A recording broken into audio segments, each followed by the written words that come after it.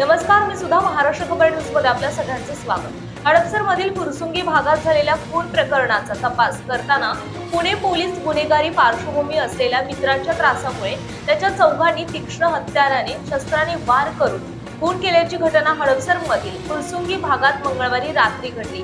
या प्रकरणी फुरसुंगी पोलिसांनी चौघांना अटक केली आहे। आकाश उर्फ राणा मोहन कांबळे असे खून झालेल्या गुंडाचं नाव आहे। या प्रकरणी आदित्य नामेश्वर पिंपळे, ओंकार प्रमोद मोरे वय 23, अरुण अनिल यादव, दत्ता व्यंकट गीते यांना अटक करण्यात आली। आरोपींबरोबर असलेल्या एका अल्पवयीनाला ताब्यात घेण्यात आले आहे। आरोपींचा साथीदार पसार झाला असून त्याचा शोध घेण्यात येत आहे। आकाश याची आई रेखा कांबळे यांनी फुरसुंगी पोलीस ठाण्यात फिर्याद दिली। पोलिसांनी दिलेल्या माहितीनुसार आरोपी आणि आकाश हे मित्र आहेत। 4 दिवसांपूर्वी त्यांच्यात वाद झाले होते। आकाश मंगळवारी रात्री 10च्या सुमारास फुरसुंगीतील गंगानगर परिसरातून निघाला होता। त्यावेळी आरोपींनी त्याला गाठले, त्याच्यावर तीक्ष्ण शस्त्राने वार केले। आरोपींनी केलेल्या हल्ल्यात तो गंभीर जखमी झाला। त्याला तातडीने रुग्णालयात दाखल करण्यात आलं।